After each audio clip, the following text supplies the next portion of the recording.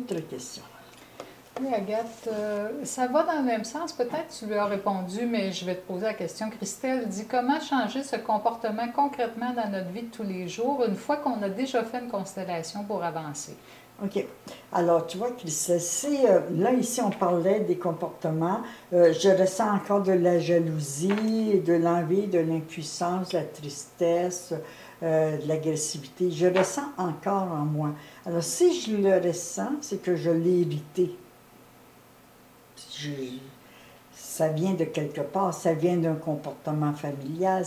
Alors, quand on s'aperçoit, quand dans ta constellation familiale, tu t'es aperçu qu'il y avait euh, que tu avais des croyances, que dans ta famille, c'est une question de rivalité, que c'est une question de jalousie, eh bien là, tu essaies de guérir ce brin de jalousie qui est en toi, ou ce brin d'impuissance ou de colère, parce que c'est absolument inutile de croire que nous, on n'a pas hérité de la maladie transmise de génération en génération.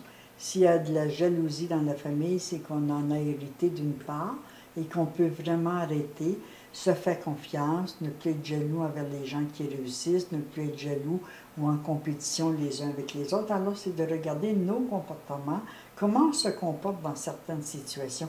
Est-ce qu'on reste dans l'impression que l'on est totalement impuissant, que rien n'est possible, ou si on se dit, bon, je vais bâtir ma confiance en moi, je sais que c'est possible, je sais que j'ai des ressources.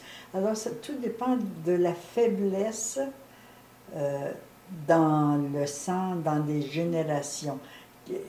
Quelle est la faiblesse, la plus grande faiblesse de la famille? Est-ce que la plus grande maladie de la famille, c'est d'être convaincu d'échouer, que rien n'est possible, que c'est inutile de rêver si haut? Est-ce que c'est une sensation de rivalité ou autre?